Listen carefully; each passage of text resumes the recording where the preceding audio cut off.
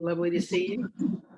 Um, guys, PATH is still, um, to the best of my knowledge, the only grassroots organization that is working at the intersection of housing, transit, affordable housing, and employment, hopefully equitable employment. And it is we are committed as much as possible to being on the ground in the community, touching the lives of people who are most impacted and trying to build relationships with those same people. And I think that is one of the things that um, makes us somewhat unique, that we do try to build personal relationships with the people that we're serving.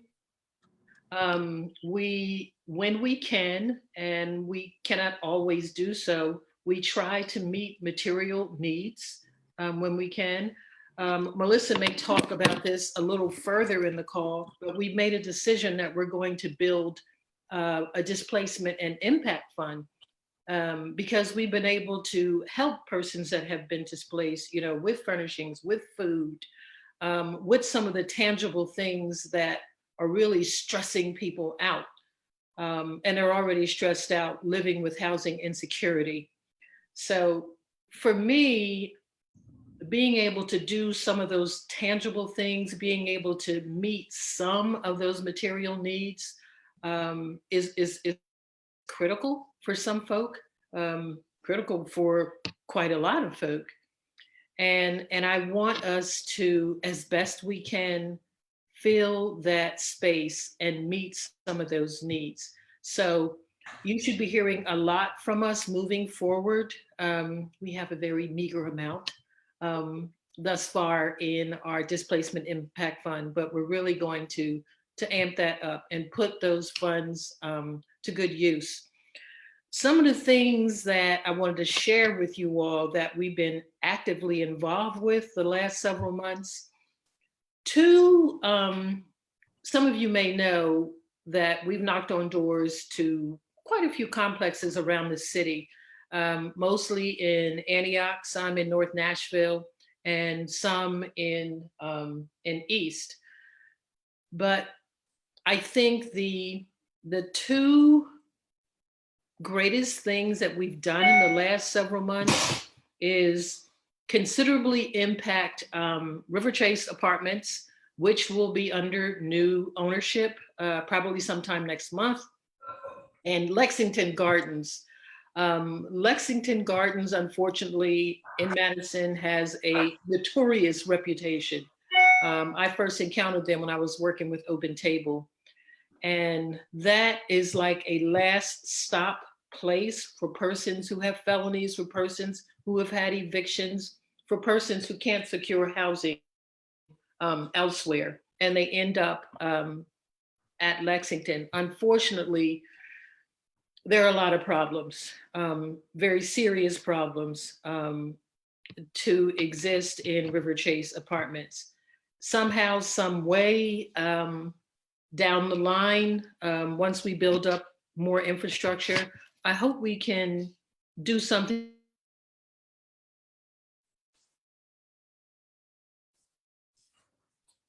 in an arrangement with the owner of the apartment. If she wouldn't file evictions, I would do as much as I could, um, our organization, in helping her get them processed through with the HOPE program and get the rent paid. So she's been Nancy, but she's been patiently antsy. So far that's working out. And the beautiful thing is the relationships built over in Lexington Gardens. For me, that's been a growth experience, and it's been a bit of a blessing. So although it's been aggravating on occasion and has required a lot of patience, it's really been a good thing. Meeting people where they are and taking a real close look at how some people are living in this city that most of us don't have a clue about, and that's unfortunate.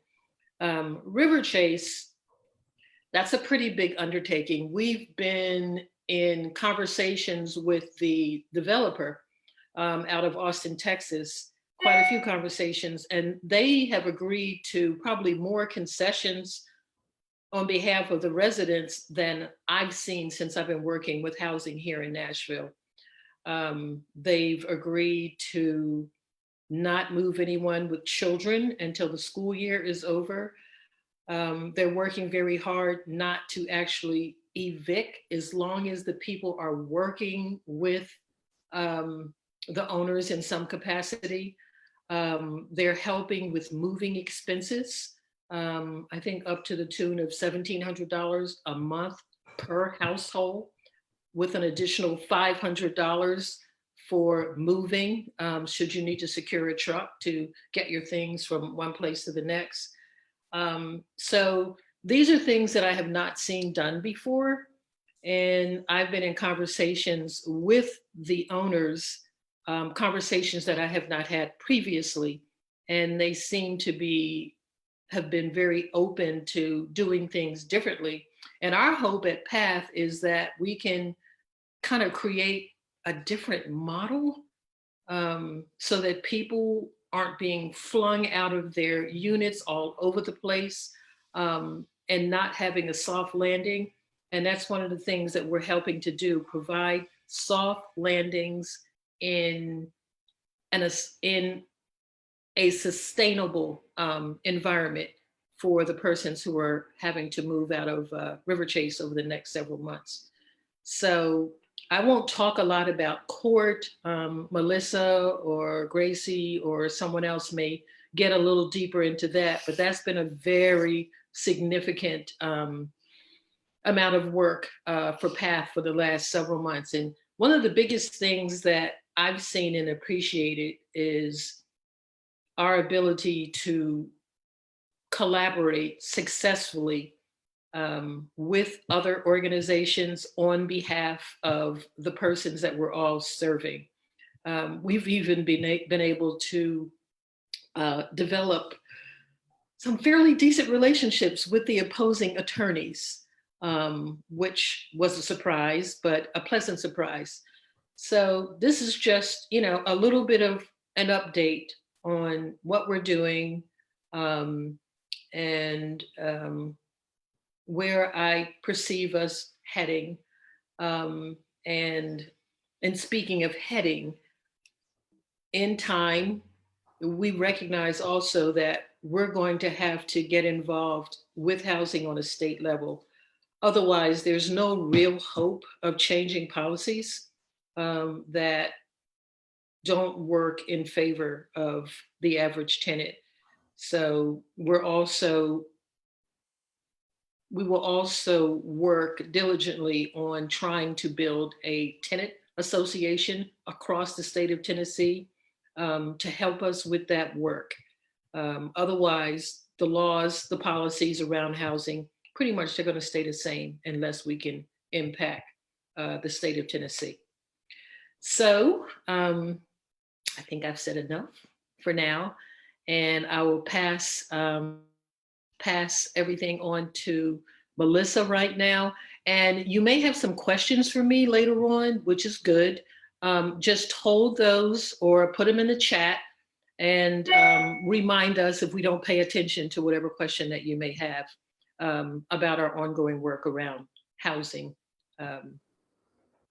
right now in Davidson County.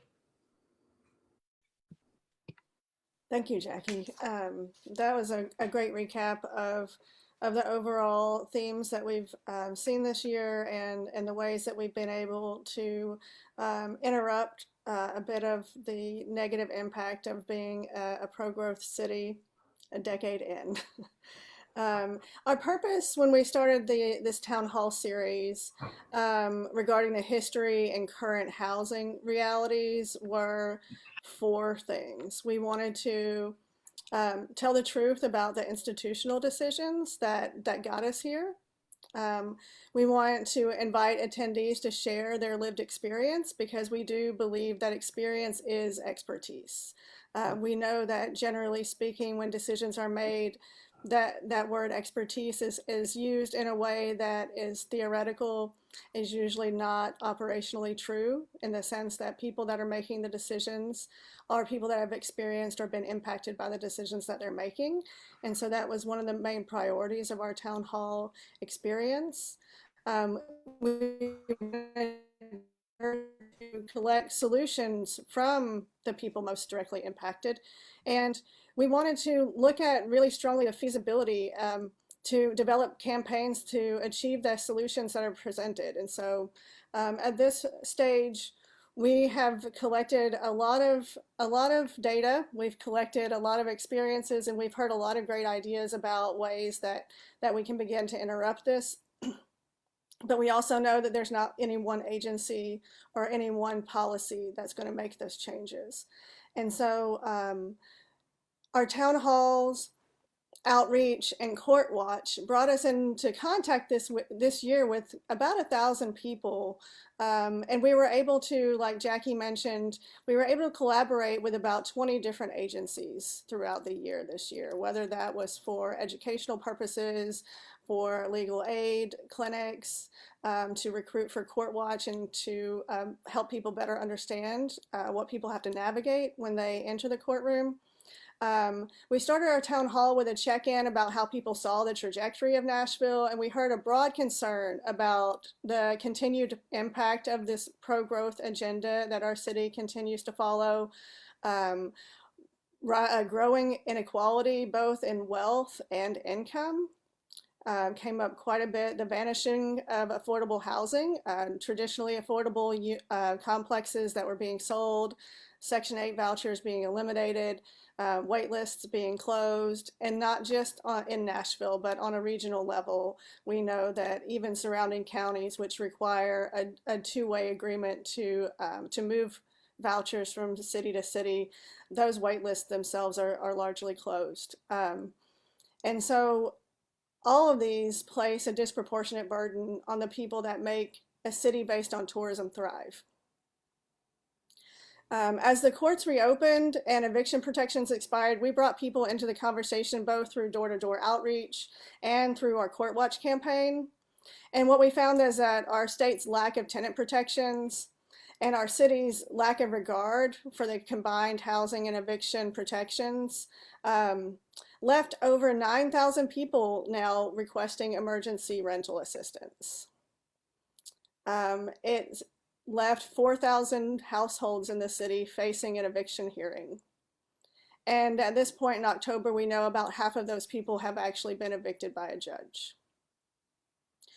That doesn't mean that that other half, is safely in their home. It could mean that their cases are still being heard. It could mean that they moved out before they even went to court.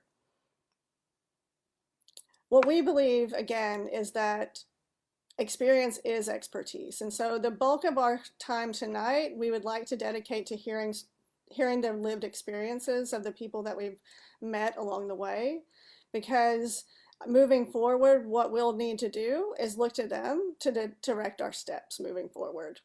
We know that there are efforts in the city that we want to support that we'll talk about at the end of the town hall that are already embarking on some of these solutions that we'll summarize.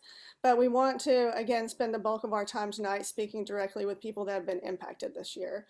And so I see a few people on the call, and I'm going to give an opportunity for everyone that's interested to speak.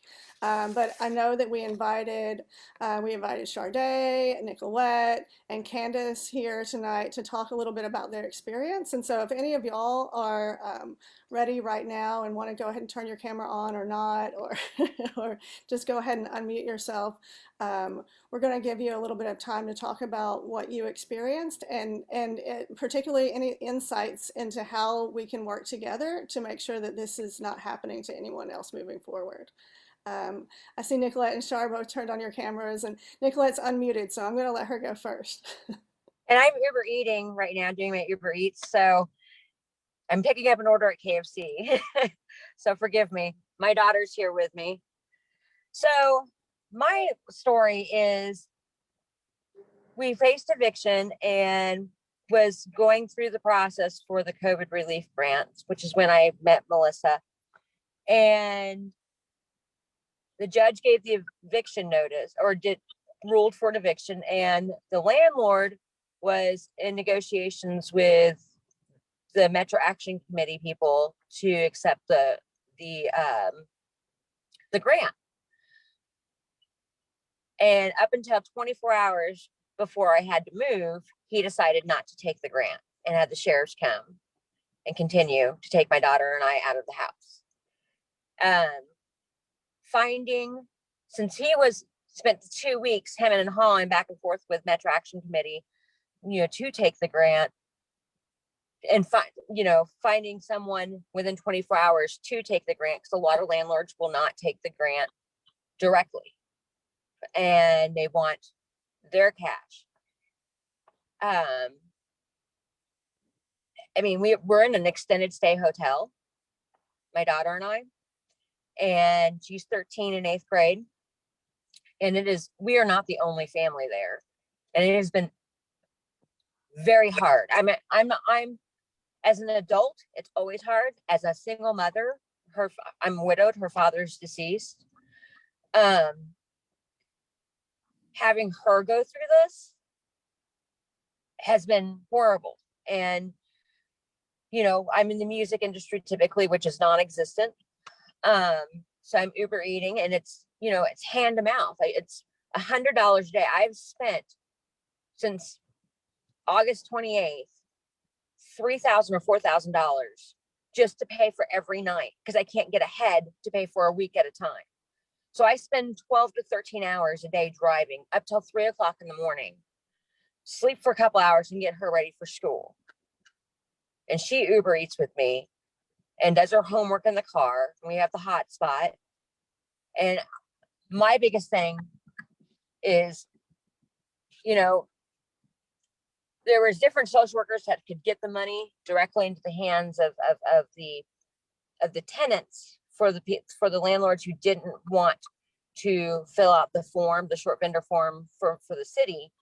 And it was inconsistent on who was doing that and not. And so I happened to find the one that wasn't. And then finding a landlord that will take it, okay, will you take it? Now that I have an eviction that's gone through,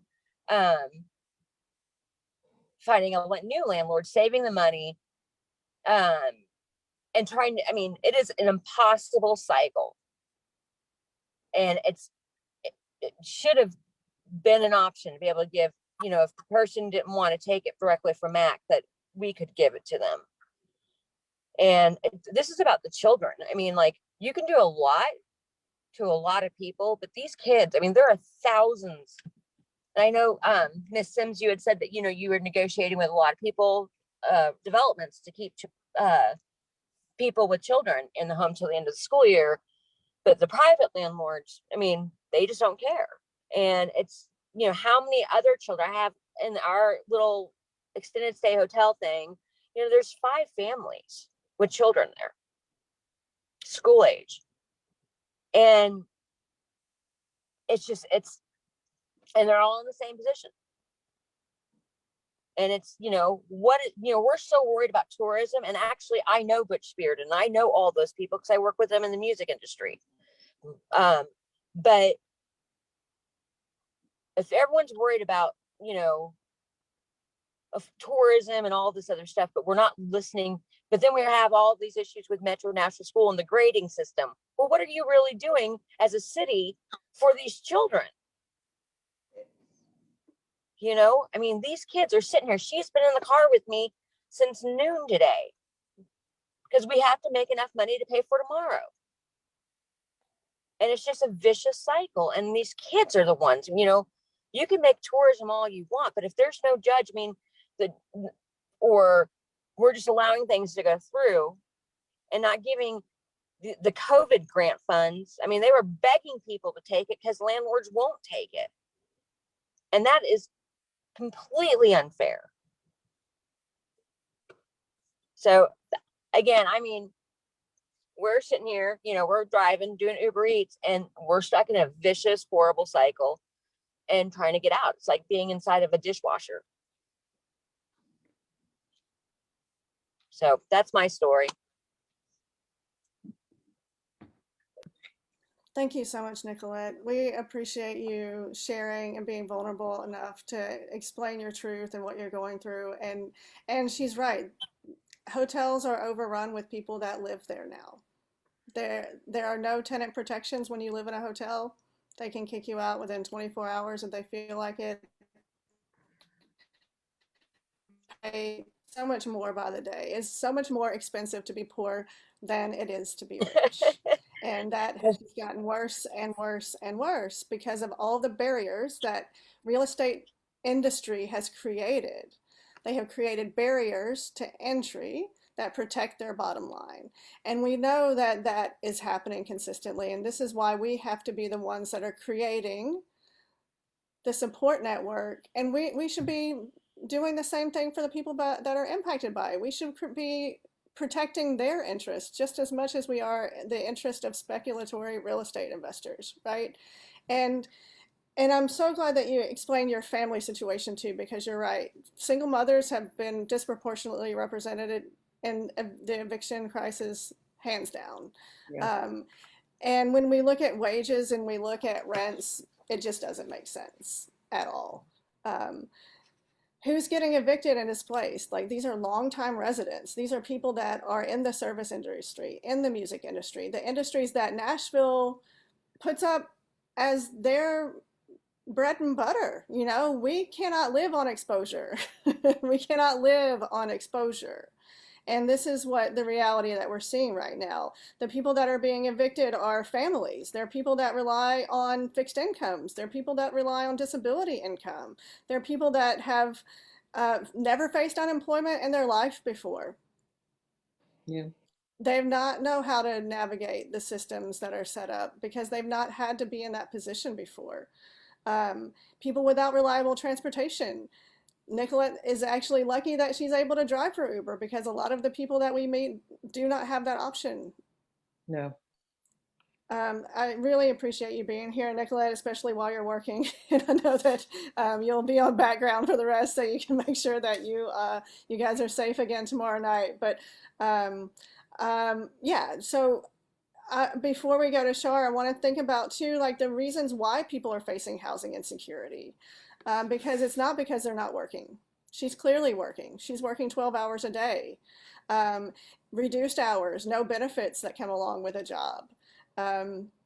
Haphazard schedules that might not work with having children or a family. Lack of childcare options. Again, being able to drive around with your child is also not an option for a lot of jobs, and that's the reason why Uber is so appealing to people. Postmates, things like that again don't provide any level of security whatsoever. Even day to day, you have no idea how much money you'll be able to make, how many hours you'll have to work, and whether or not that's going to change tomorrow. And so it's really important to understand that the common narratives that we hear about why people face housing insecurity are simply not true. Yeah. And with that, I'll let Shar talk a little bit more about her experience. Okay. Well, mine is a little different. Mine is more of a success story.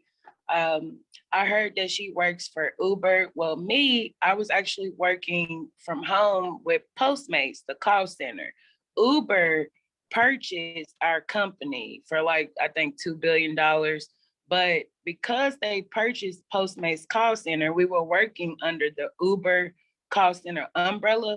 They fired all of us in July, and basically you could stay working at the Uber call center, but you had to move, making $16.40, no raise, move to California because they're taking the call center to San Diego.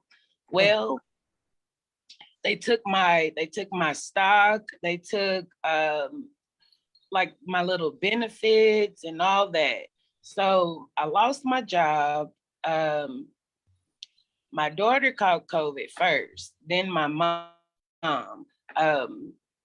So I was actually like depressed and everything like that. I lost my car, and I tried to go talk to the apartments to like give me more time, so to speak. Um, so they gave me the MAC information. I applied online. Well, I was still kind of depressed, thinking like, well, what am I gonna do? What have you? Well, Miss Melissa came and knocked on my door, and she was like, I think I end up crying or what have you.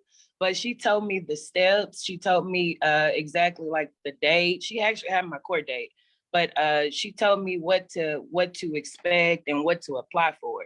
They just paid mine October 12th, so it's been 3 months for me. I want to say maybe I lost the job July 12th. My rent has been paid in full as of October 12th. I've been going back and forth to court. It's been a struggle, but am I working now? No, I'm on unemployment. I just got approved for it. That took a little while, but mine has been paid. I really want to just say thank you for the program, Melissa, and that's why I'm here. Like whatever I can do, I don't mind going door to door to help, because it really worked for me. It worked for me, and it was a blessing. So that's all I have to say. And I appreciate it because the program worked for me. So Thank yeah, you so I'm much, glad it Shar. did. thank you. And we appreciate you being here today too, because it is something that we have to provide hope for each other, right? Like we have to know that something's got to give somewhere, and the least that we can do is walk the path together. And that was the whole purpose of our eviction outreach, was to let people know that they're not alone, Yes, that that it's having someone there to walk with you. I'm so glad that you spoke to the mental and emotional impact of housing yes, insecurity, because yes, this is another thing that is not ever talked about. Numbers are numbers are numbers, but the feeling of not knowing where you're going to sleep at night or how long you're going to be able to stay there is not exactly. something that you can measure with numbers. And so that's, what is the impact of eviction? What is the impact of displacement? Moving alone is counted as one of the highest traumatic life experiences that you can have, whether it's planned or unplanned. And when you're being faced with the violence of court assisted eviction, a lot of the impact becomes very emotional: sleeplessness, weight loss, food insecurity at that point, depression, spousal abuse. When people build their own self-worth on how much money they make, when you take that job away, we do not have a foundation. Yeah. And people begin to turn on each other, they begin to take it out on each other. And you know sadly, I've encountered quite a few situations where domestic violence is the result, because we don't know how to deal with it. We don't know what to But do. stress. The stress alone, we take it out on one another. We take it out on the people that we know won't leave. Mm-hmm. And Yes, so that hopelessness and that isolation can be solved and cured and held with accompaniment. And when we went into the eviction outreach process, we thought long and hard about knocking on people's doors, whether or not we were able to provide anything other than re-traumatizing people through that experience. And what we found is, again, like just accompaniment alone, and knowing that you're not just floating out there with a wing and a prayer, and being able to talk to each other about what we're facing is something that keeps us moving forward. And so I really, again, I just appreciate you both being here and sharing the real experience of yes. housing insecurity, because we And know that with this, the CDC moratorium expiring, all the state protections erasing, our city is worse off than it was pre-COVID, and people were already facing this issue then. And so we know it's not going away. We know that we'll need to bring more and more people into the circle to support and lift each other up. And we heard from Nicolette about what it's like to live in a hotel night to night. And if Candace, if you have a few moments, Candace can tell us about that as well, and also the insecurity that comes with being at the will of a hotelier. Okay, hey everybody, me and me.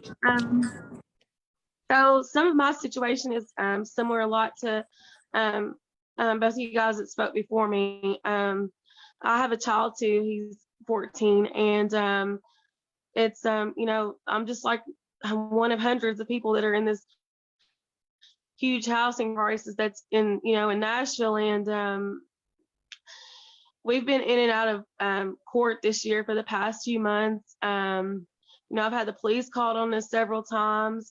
Where I live is actually like, it should really be considered more like a studio apartment because that's basically what it is. It's not like a normal traditional hotel, but the way that they kind of have it with legal terms, and I would know because they had two attorneys fighting to get it clear. Okay, let's see. I've lived here, over a couple of years now,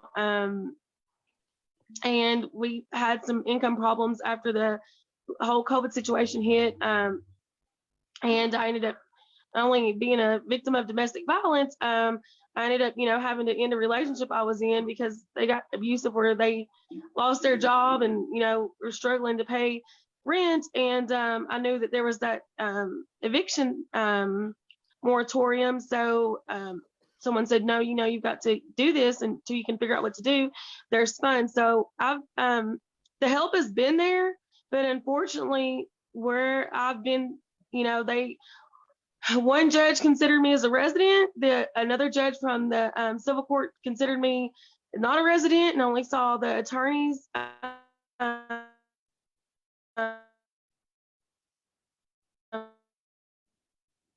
that were going against me point of view, try to get on more waiting lists or at least try to look for sustainable housing. But it's just kind of, stress and loss of sleep is just lightly putting it. It's just, how could I even say it? Knocking at my doors, continually calling. My son is pretty tall. He looks like a grown man, but they know us. We've never caused problems here. He's about 6'4", asking my son, is your mom gonna pay rent? If you guys have to leave, you don't pay rent. And at one point, I had a lady with Metro Action, and God bless her. She's like, Candace, just let me oh gosh, I'm lost the word. Just let her coordinate everything with them because I'm getting, 2 or 3 different stories. People's calling me from the office here pretending they're attorneys. They shut our electricity off to half the room at one point. They left us with no key to the room for like 3 months. It was just ridiculous. And I'm like, at one time they didn't even want to accept my money. And they were like, it's all about the money. Then when we get to court and, they're trying to set up payment with them, they don't want the money. They just want us out. And I'm in a wheelchair, so it's not just, I just don't have a son. It also is kind of hard for me. I found plenty of places that maybe I could move to, but if they're not, accessible for me, then that's another speed bump or bump in the road. So I'm just not left with many options like so many other people. And it is heartbreaking because I know my situation is not unique. There's just so many of us, and it's hard. I've talked, there's so many families here with kids, just so many, and they, live from week to week, and they just try to do the best. And once you kind of get in some place like a motel, it's really hard because the rent.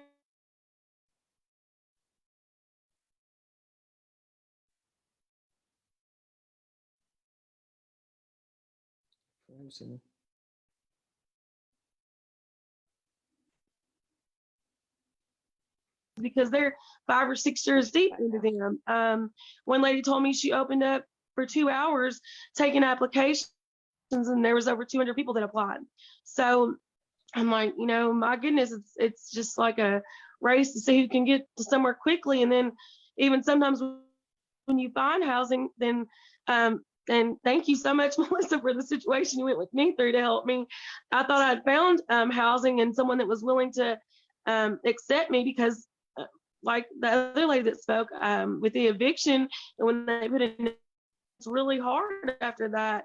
And I thought, I'd finally found this lady was going to give me a chance. That it was housing that wasn't even livable. Like, you wouldn't want to put a stray animal in there to live. Honest to God's truth, it was just horrible.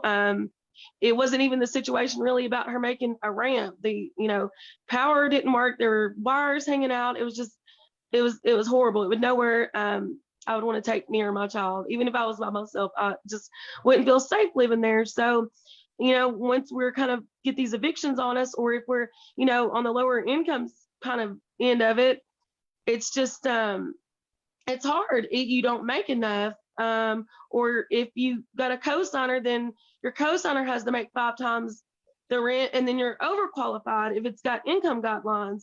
And so we're just like pushed back and forth in this just horrid situation. It really is. It's and my son, he worries, and I tell him all the time, Christopher, I'm going to take care of you. We will figure out something.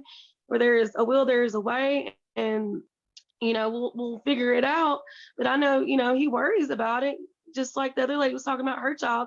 It is, and it's not fair. It's hurtful too when, you see all these new places coming up, and I'm thinking this is wonderful that Nashville is growing like this, but where does it leave other people like us? We need housing too, and it almost makes you feel like you're being discriminated against because you're somewhat poor. Because if you're rich and make a certain amount, then yeah, okay, you can have stable housing and be okay. But if you don't make enough and you don't meet these income requirements or all this other stuff, then you're just like thrown out on your own and hopefully you can find something. And I'm so glad that I found you guys organization. It's been really helpful. And the other lady said I'd love to help other people too, even though I'm in a rough situation myself trying to find housing, knowing that the sheriff's office could come here any day and put us out, and I have no idea how I'm even still here. By the grace of God is all I know. I just really, I don't even know. I just keep looking for a place every day. I'm on the phone like it's a second job, a first job. I'm just calling, looking, researching. I'm even if I have to go outside Davidson County, okay, but it's hard because like me, I can't travel without access rod. So how exactly do I go about going to another county that doesn't accept applications online to sign up for housing? It's just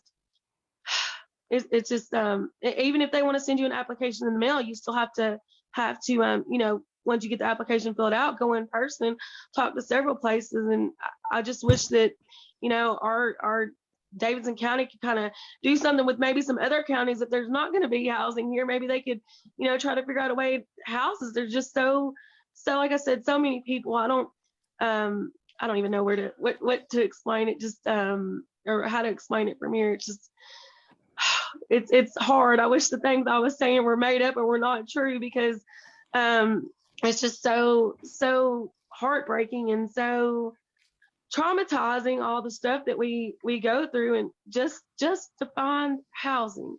It should not be that hard for anyone. It just really shouldn't. And I don't get it. I'm sorry. I'm probably leaving a lot of stuff out, but it's a huge I don't know what else to say. Yes, people have been through a lot this year. Melissa, I want to make a quick comment. As we listen to, is it Candace? Yes, ma'am. Yeah, we can hear the strain and level of emotion, that comes with the housing insecurity that so many people are facing. I wish we had the pleasure of Council Lady Berkeley Allen, who's on the call, go with us one day in Antioch, and people would feel very differently about what's happening in Nashville if you came out into the community, if you knocked on doors, if you listened to stories like the 3 that we have heard this evening. You couldn't sit by and not want to do something different, not want to apply a different level of pressure on the city or who's ever making the decisions. Um, the stress, the strain, the hurt, the the level of emotional turmoil that we see every day that we go in court or every weekend that we knock on doors is absolutely devastating. It is devastating. And not only is it devastating for the persons who are going through it, this is creating a lot of wear and tear on the people who are at the courthouse every day, trying to figure out how to negotiate, you know, everyone's application and get them through the system as quickly as possible. This is causing strain and wear and tear across the board. The first young woman that was on the call, who's does Uber with her daughter. In 2019, there were over 4,000 children coming from homeless families with families without a roof over their heads. I want to know, is anyone keeping track? What do the numbers look like now?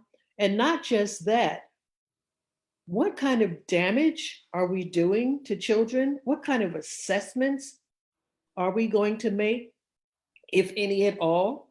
Are we going to pretend as if this is not causing emotional turmoil for children and it's having an adverse impact on their ability to matriculate through school and get an adequate education?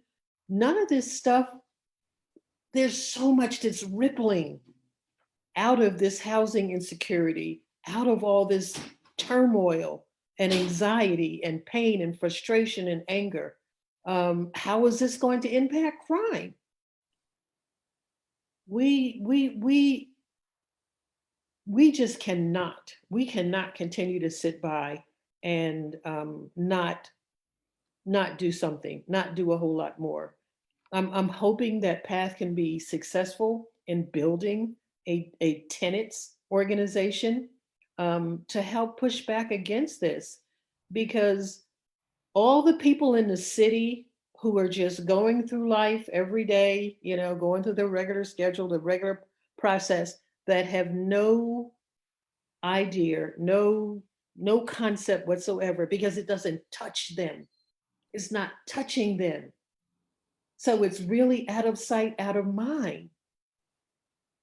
And this is going to get worse, not better. This is going to get worse. Those funds that Mac is giving out, thank God for those, they're going to run out.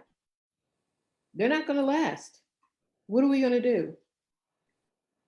One conclusion I've come to is maybe we do need to think very seriously about a guaranteed basic income, because the people who are surviving now, literally surviving, it's because of the funds that are coming in through the HOPE program from the CARES Act.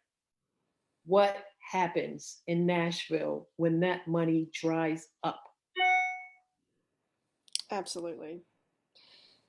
We're, what Jackie said about being in the courthouse day in and day out, protecting people from eviction, um, while these funds are available isn't actually the hard part, because the way that the courts have responded to the demands that we and other organizations have made are making that process a little bit better. It's preventing people from falling through the cracks as easily, and we appreciate the fact that they've responded to that pressure.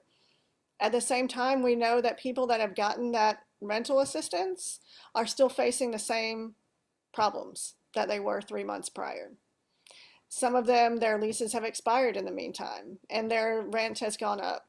Some of them have had a hardship to the level that they can't actually afford the rent that they were given in the first place. And so when that aid expires, we're already actively trying to place those people as well, because they know that their landlord knows that they can no longer afford to live where they're currently living.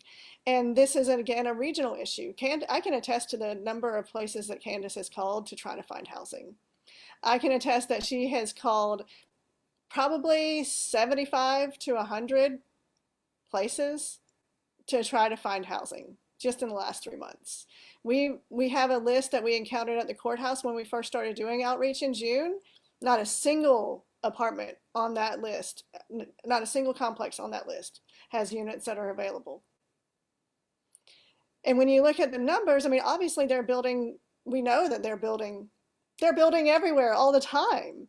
And we know that if you make over 100% of what they consider average median income, you'll have no problem finding an apartment.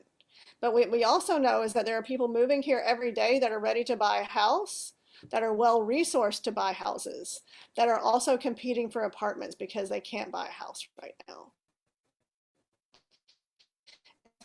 Renters is even more aggressive than it is for people that are buying homes right now, because you're competing not only with people that want to rent, but people that want to own but aren't able to do that right now.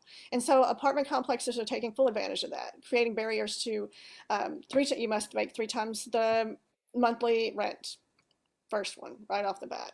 You know, no eviction history, credit history, things like this.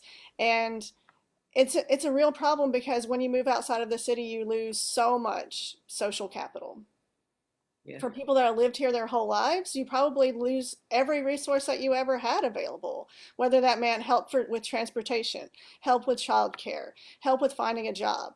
All of the resources that people have to build when they don't have dispendable wealth are gone, because you've moved out of the city of your birth. You've moved out from the resources that have allowed you to make the successful life that you had pre-COVID. And the common refrain that we hear when we're pressed for solutions from the city is like this public-private partnerships, which loosely translated means offloading basic social services and capital to the whims of a developer, and what you sacrifice in order to get that extra unit of affordable housing, what you sacrifice to get that sidewalk that the city won't pay for, what you sacrifice to get a crosswalk, or any of those things. We're looking to the private market to solve problems that our city and our country created in the first place. Right. With the policies that we've seen, you know, that we don't have even time to unpack in this space right here. Solutions that are centered around protecting investments rather than protecting people will always miss the mark if we're trying to increase housing security. We need to be building risk management measures for the people that are directly impacted by turning our basic needs into commodities, by speculating on the growth of a city, which means playing roulette with people's futures when they live and work here and they provide the services that Nashville is known for. What's become clear is that the same way that our most vulnerable residents are under-resourced, overworked, and undervalued, as Jackie mentioned, the city departments that are tasked with servicing them are also. M&PS is underfunded. Metro Action Commission, underfunded. Social services, underfunded.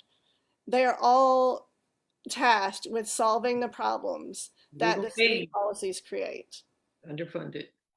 Homeless Impact Division, underfunded. Yeah. Legacy Court, housing navigators, underfunded, overworked.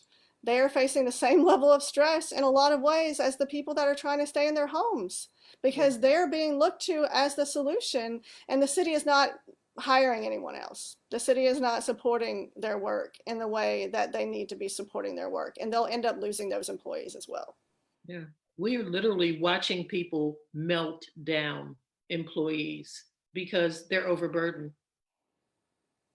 We're watching them melt down before our eyes. And these are good employees. These are hardworking people, but it's too much. It's just too much. And so we know that, again, like I mentioned before, there's not one organization that's going to solve this. There's not one policy that's going to make this change. So we are working on all of these fronts, right?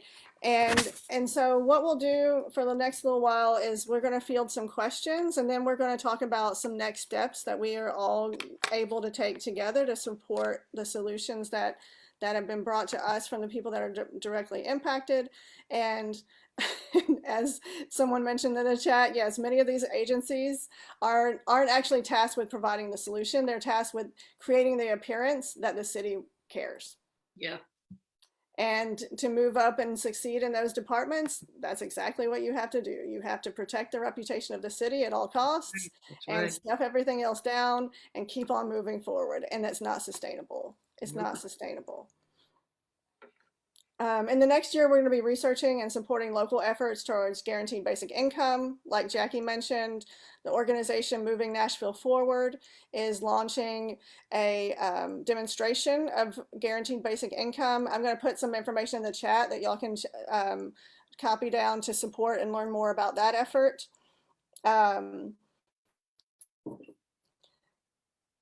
Aim to launch what is really a victim impact fund. Honestly, like the residents of Nashville are the victims of the city policies, right? And a displacement fund is the very least that the city could offer to make that landing a little bit softer for the people that they've made clear are not a priority in this city anymore. And so we are going to find ways for well-meaning Nashvillians to support that effort. People that are able to sell their house at a profit and move out, give to the displacement fund. People that are moving here to take a six-figure job and want to mitigate the impact of their presence here, donate to the displacement fund. And we'll put information in the chat about that right now too, about how to donate, as we do investigation about how to manage that money in a way that is going to be most beneficial for the most people possible. And we're going to continue our work by creating spaces for education, for mutual support, and building power to demand the solutions that we know will make a lasting impact. Even the project of finding housing. We have a team of volunteers that is making efforts every day to contact apartment complexes, find out what their rates are, what their availability is, and so that people are not using their 8 hours a day finding somewhere to live and just being told no over and over. If we can provide that resource of at least knowing what to expect in the market. So that's something that volunteers can join into anytime. And we'll continue to call on the mayor's office to create a dedicated housing and homelessness department. Yes. Unless and until the city is actually there is someone in the city that can be held accountable for the results, for the impact of the policies that they're saying are their solutions, then we won't have answers until there's someone there to be held accountable. There's not going to be anybody there that's going to know how many people were evicted. Call the mayor's office, find out if they know. They don't know. Of course they don't know. They don't want to be held accountable for it. And as Craig said, they will maintain every appearance and not answer a single question about what's actually happening in the city. And so we will continue to make that call, and we'll join in louder and louder voices to do so. And there will be ways in the next week that you can help with that as well that I'll share. Yeah, I want to open it up for some questions. And I think that Councilmember Allen just posted in the chat that there is a resolution going before council at the next council meeting calling for the formation of a housing department. And we know that that's being supported by multiple organizations across the city, including Open Table, the Homeless Impact Division. And so, again, I'll share information a little bit in the chat about how you can join that. But I'm going to open up for questions while I get that information in the chat for you. So if you do have a question, if you want to raise your hand, if you want to come off mute, we'll just take it casually right now. Since there's not a ton of people here, we can probably just open up and ask questions as you please. Right.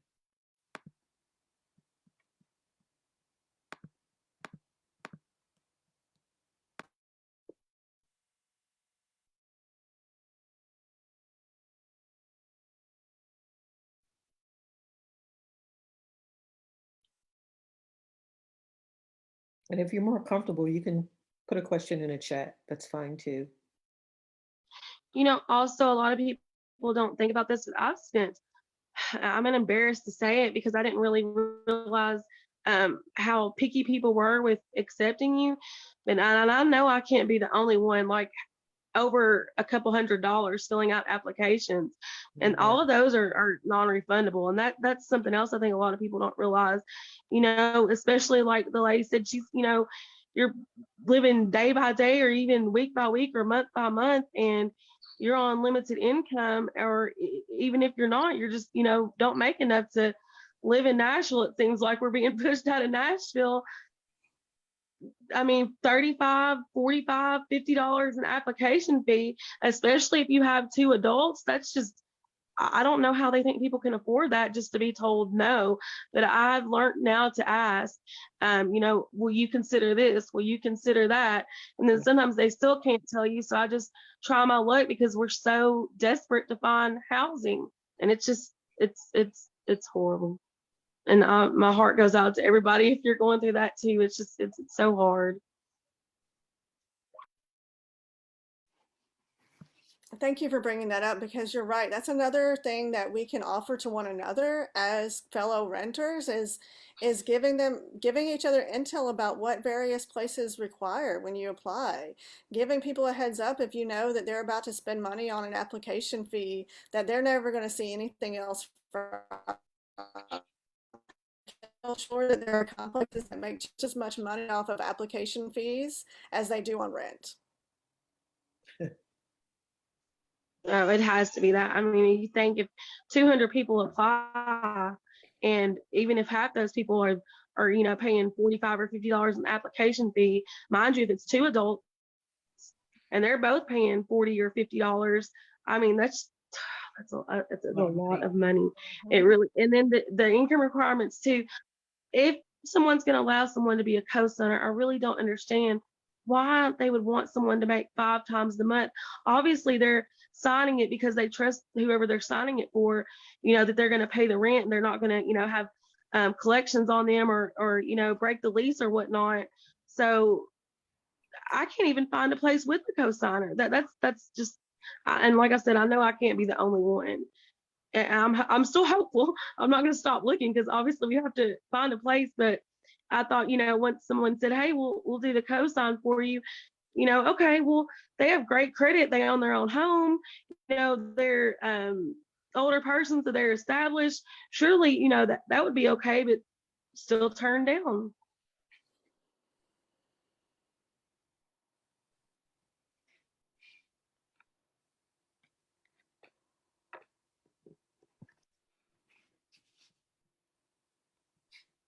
So I've put a couple of things in the chat.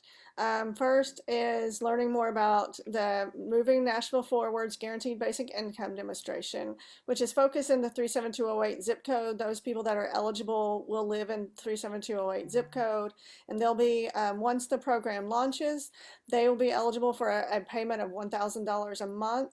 I think that's correct, for 10 months.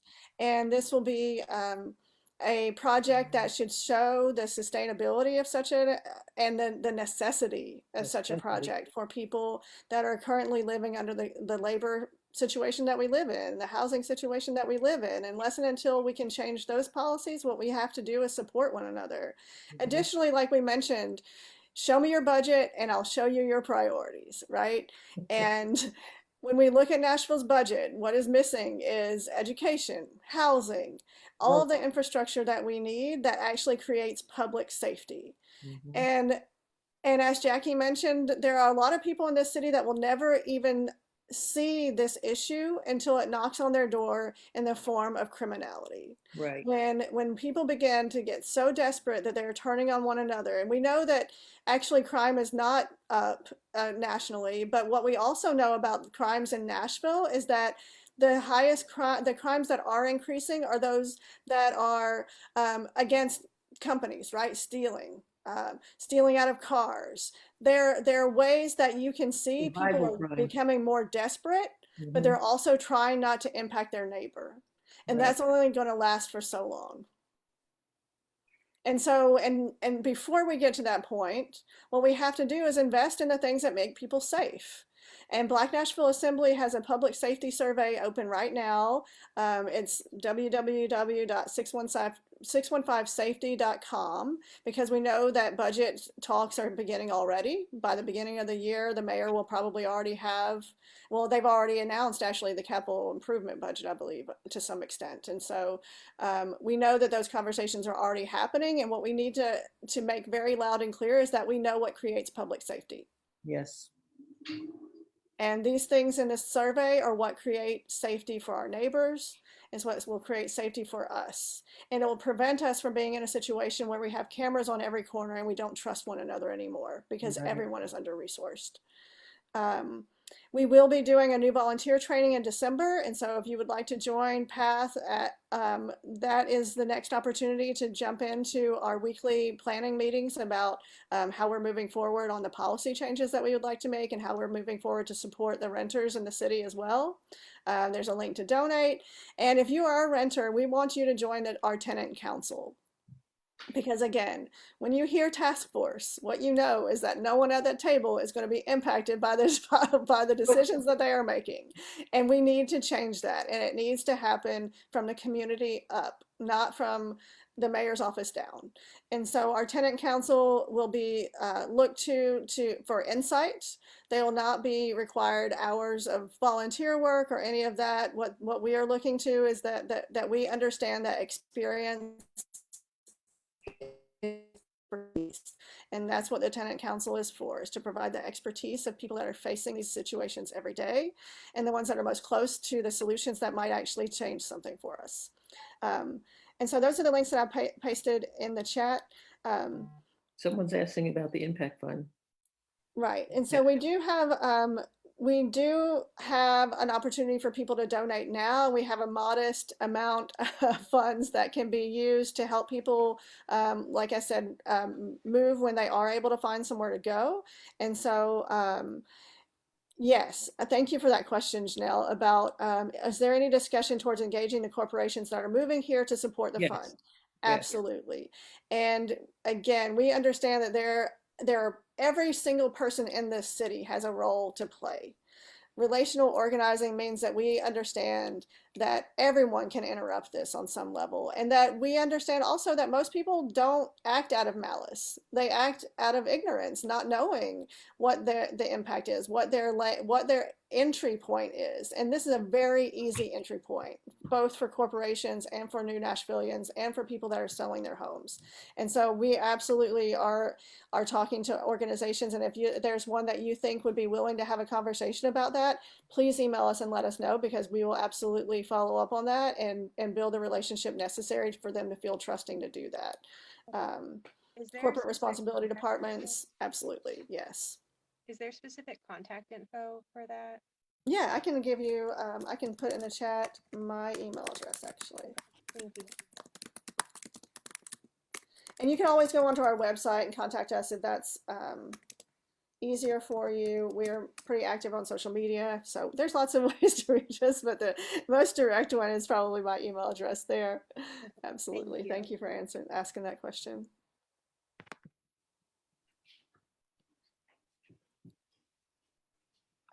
It's 7:05, and so we wanted to cap our meeting at 7:30, so we do still have about 20 minutes if you guys have any questions or you want to add any other commentary. The last action that I wanted to illuminate that you can take this week, as Councilmember Allen mentioned, there is an introductory bill on Tuesday to create a Department of Housing and Homelessness in the city, and there are advocates of that proposal that are going to be showing up at 2 p.m. on Tuesday at Public Square to call for that change before the committee meetings begin and everything for Metro Council. And so we'll share that on our social media as well. And we hope that you'll do the same. I don't know if I have it written in a text anywhere. It's an image that I have, so I can share the screen on that. I believe it's this Tuesday. I'm going to share the image real quick for us.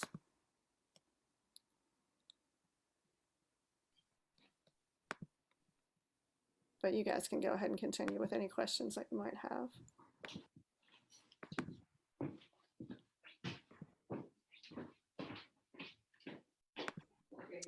This is Berkeley Allen. I'll just say this has been really informative to listen to actual stories. And the day that I walked around with Jackie and knocked on doors also was really educational, and trying to create options where housing will happen that we need instead of all luxury housing is one of my key priorities on the council. And I will just say it's a long, slow slog. I have 4 different bills that I've started and either run into issues at state level stuff. So I'm excited that y'all are working on statewide advocacy, because that's an important piece of it as well. But I'm also chair of the budget committee this year.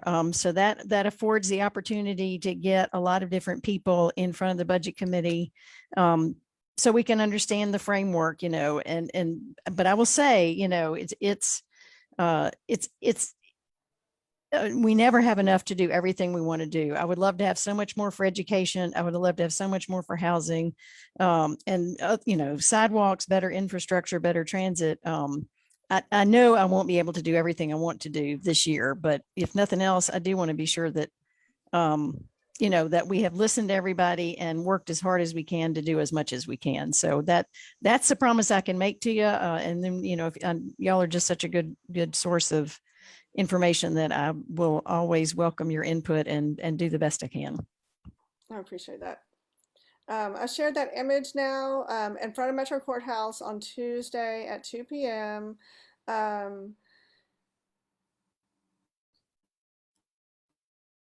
So again, this is a collaboration between multiple organizations. We were just informed of it today, so we appreciate being included as well.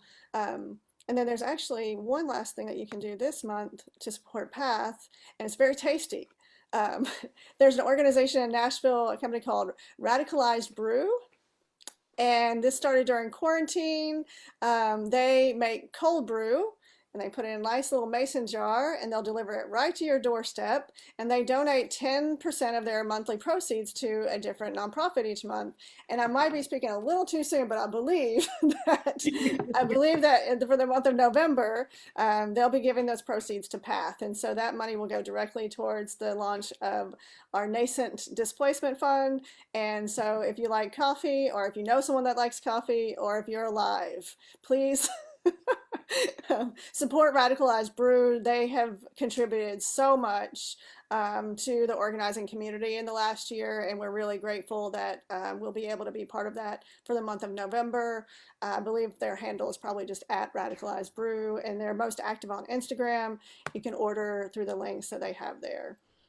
I want to share one example of how we were able to assist a family that was wrongfully evicted. The sheriff came and they literally dumped everything out on the ground, furnishings, clothes, personal items, whatever. We were able to, once we got that eviction reversed, and we secured funds to put that person back in a house with kitchen table and chairs, a bed for the mother, 2 sets of bunk beds for the children, and we're looking to get a sofa donated. But all the things that we were able to get were new, and it made her feel special. It made her feel worthy, which she was, but she had been tossed and kicked and around so much. She was feeling pretty bad about her situation, rightfully so.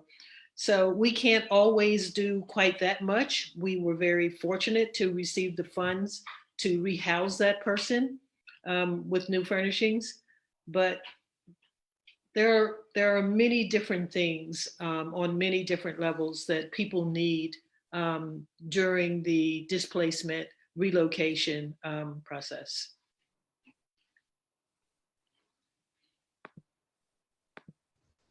Hi, Melissa. This is Shannon. Hello.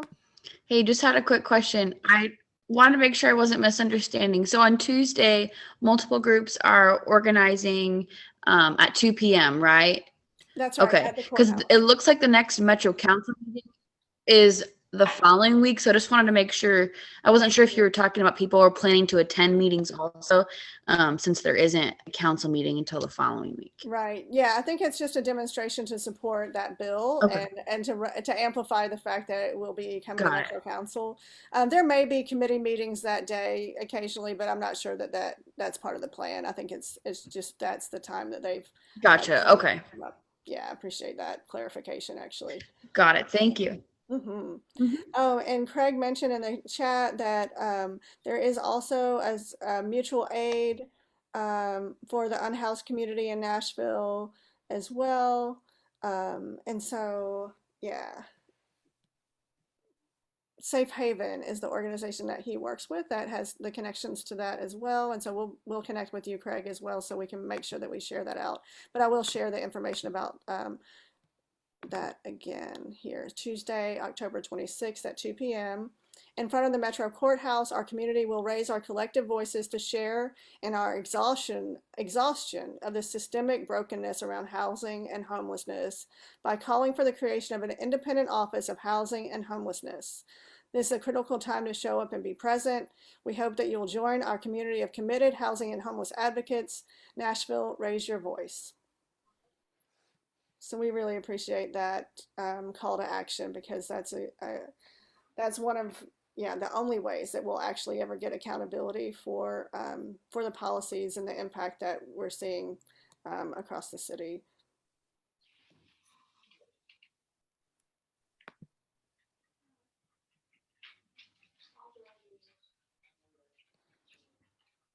Any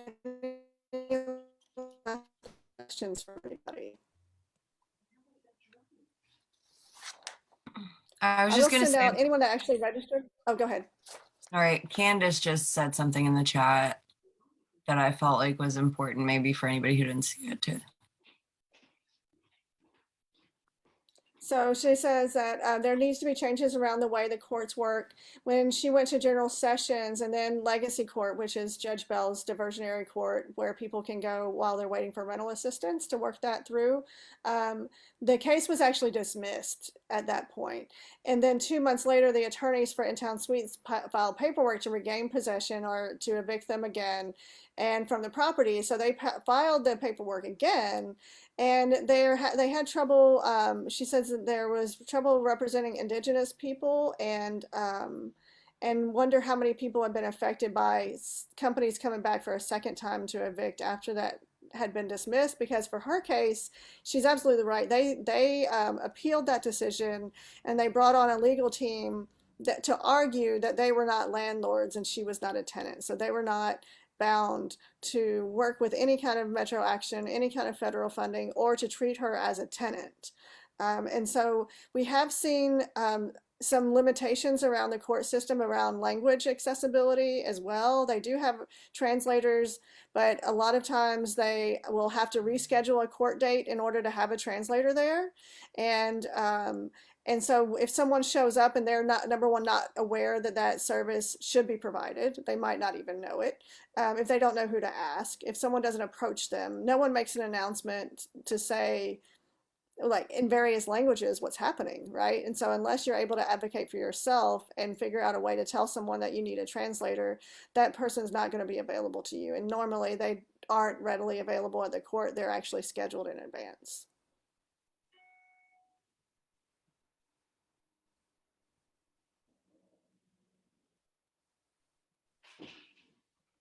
Okay, I'm going to place in the chat one last time all of the links that I put in there before. And if you registered for the call, we'll send you an email with that information as well. If there's not any other questions, we'll do that for the last few minutes. I'll have Jackie close up while I'm putting those in the chat, and then we'll leave to a little bit of music.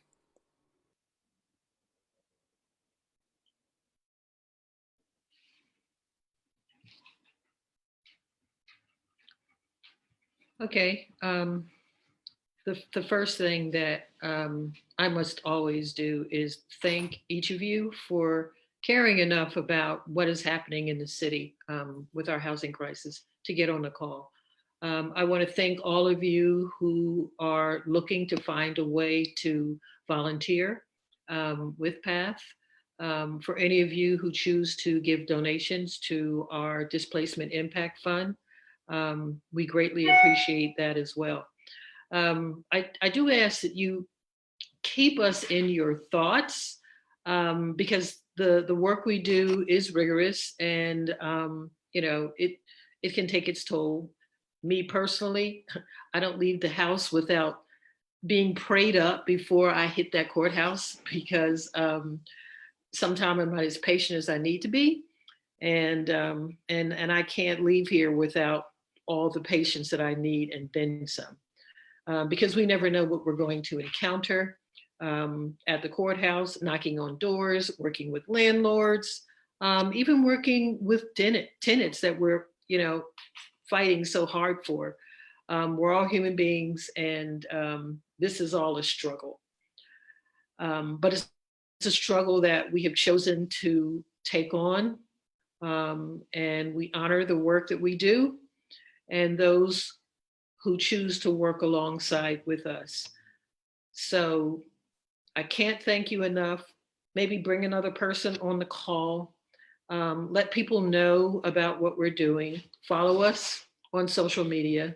Melissa is awesome about keeping us out, visible, present, so people know what we're doing.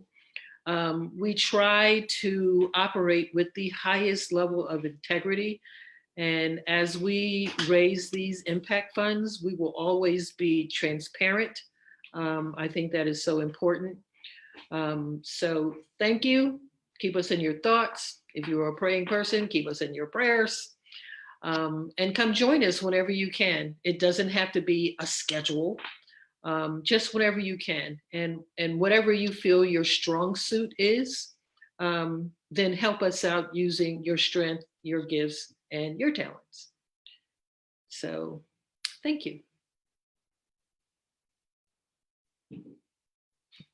Thank you all. Good night.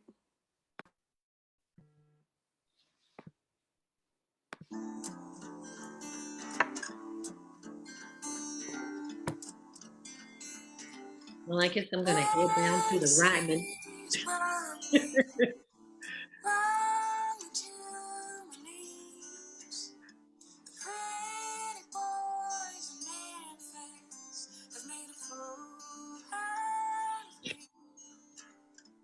Times are hard in Nashville.